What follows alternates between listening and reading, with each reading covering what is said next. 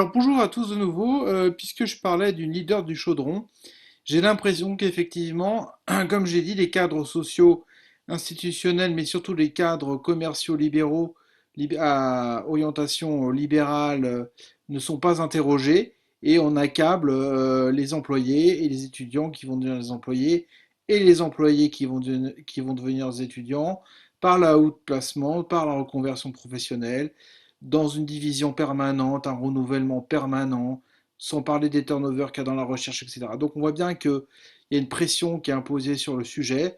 Le sujet n'est plus un être parlant. Hein, c'est comme ça qu'on veut dire. J'ai trouvé intéressant d'enquêter sur la question du chaudron que l'on retrouve ici chez Bruegel. On est à la fin du XVIe siècle. Alors attention parce que effectivement, si je comprends bien, je ne suis pas certain qu'on parle du même Bruegel, ça reste une question. En tous les cas, on est quand même dans une période qui semble assez relativement proche. Toutefois, voilà, on va pouvoir enquêter sur cette peinture, je trouve très intéressante. Parce que pourquoi il y a ce chaudron? Les personnages sont éminemment un peu statiques. L'enfant en bas à droite, il est un peu adulte. Enfin, vous voyez qu'il a une posture qui n'est pas propre à son stade de développement. C'est-à-dire que à cette époque, l'enfance n'existait pas. Il faut comprendre que quand vous allez au musée du Louvre, vous voyez que l'enfance émerge à un moment donné par un certain, pardon, par certains peintres qui vont faire voler en éclats cette longue tradition sur plusieurs siècles où l'enfant est statique et il est désincarné, hein, il est désincarné parce qu'il n'existe pas en tant que tel, il est employé immédiatement dans l'entreprise familiale. C'est-à-dire qu'il est une force de travail, une force économique purement. Voilà. Donc maintenant, je vais un peu plus rentrer en détail par rapport à ce chaudron que vous voyez ici. Et alors, j'essaie de zoomer. Bien sûr, ça ne fonctionne pas. Pardon, excusez-moi, j'avais pas compris. Alors, qu'est-ce qu'on y trouve? C'est-à-dire que ce chaudron, évidemment, est symbolique. C'est lui qui va organiser le lien social qu'il y a autour. Si bien que l'on puisse parler d'un lien social, parce que on voit, par exemple, au fond, vous voyez que cet homme, eh bien, semblerait-il, teste dans cette chaîne de productivité un produit. Hein. On voit bien qu'il y a cette mécanique en métal, là que vous voyez au centre, avec donc des crans qui permettent de réguler précisément le chaudron. Donc on voit bien qu'il y a une certaine métrie, pardon. Donc on sent bien l'univers du travail, du labeur, de l'entreprise. Donc en fait, nous avons affaire ici à une entreprise. Et ça tombe plutôt bien par rapport à la vidéo précédente parce que je n'accuse en rien je suis allé un peu trop loin peut-être sur certaines choses, mais je n'accuse en rien ces spécialistes qui s'occupent des troubles de l'apprentissage, que je trouve tout à fait intéressant et tout à fait objectivement pertinent, enfin en tout cas adapté pour des sujets. Hein. Ça n'en fait pas moins des sujets que d'être traités sur des troubles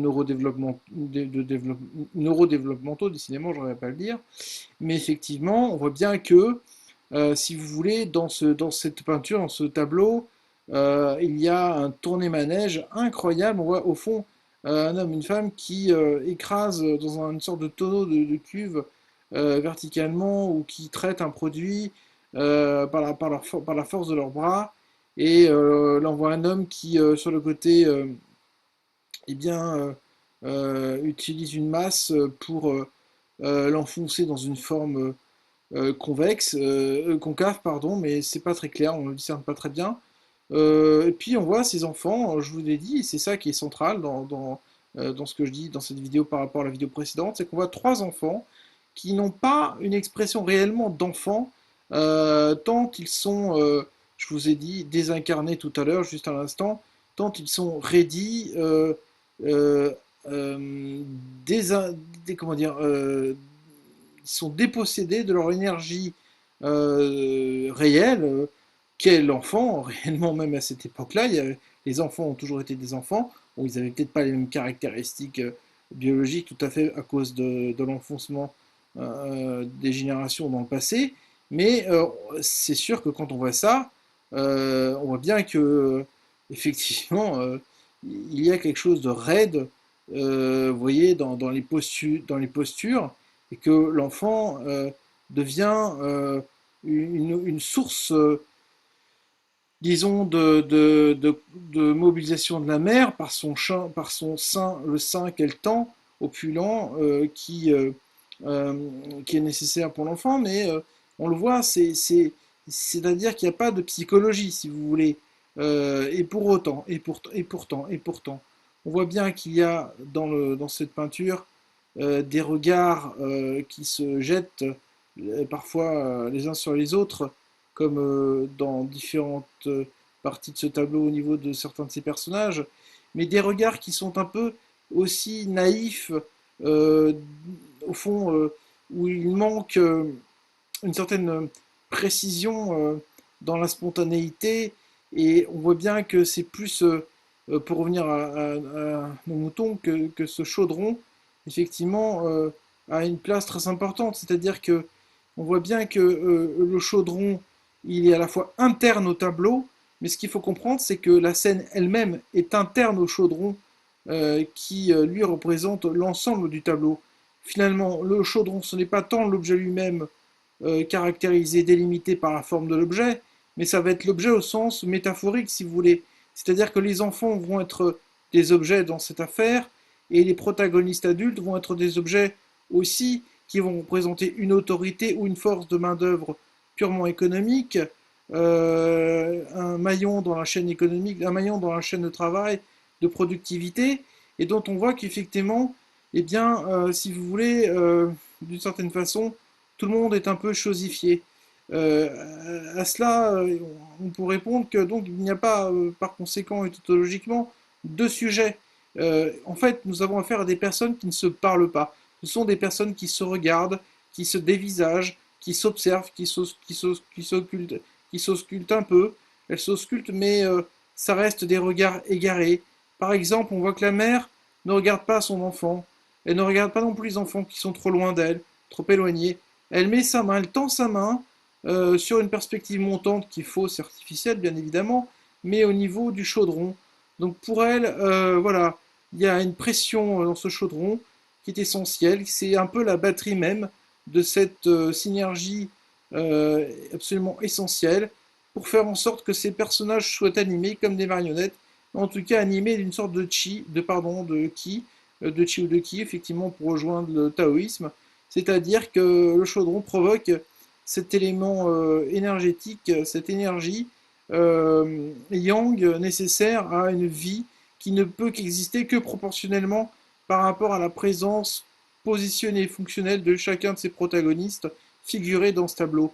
Donc en fait, on se rend compte que, si vous voulez, il n'y a d'existence au niveau du sens que parce qu'il y a de l'existant, et donc au niveau de la matérialité. Donc voilà, je vais m'arrêter sur cette vidéo. Je trouvais ça intéressant de faire une comparaison aussi à la vidéo précédente, simplement en signalant que, ou en tirant le signal d'alarme, en disant que, attention, nous entrons dans effectivement une, euh, une forme rétrogradée, si vous voulez, de ce que l'on peut entendre, de ce que l'enfant exprime sur un plan métaphorique, au sens figuré, pour reprendre cette magnifique notion révolutionnaire de Clérambault, de ce psychiatre fantastiquement intéressant, ancien médecin légiste, comme Lacan d'ailleurs l'a été après, enfin voilà.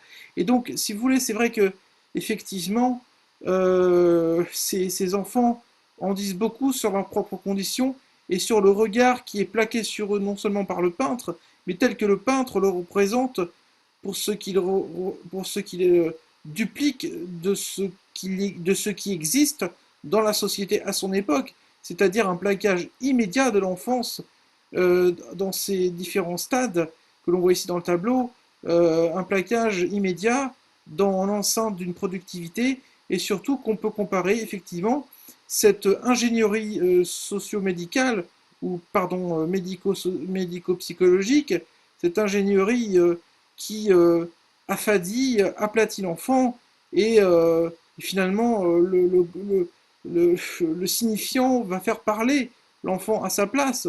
C'est le corps comme entité fonctionnelle, comme dysfonctionnement. on parle trop de dysfonctionnement de nos jours, et, et ça vient le chosifier, évidemment, ça vient lui faire perdre une grande part de subjectivité, et ça, je trouve que c'est assez nuisible quant à la compréhension de sa dynamique propre.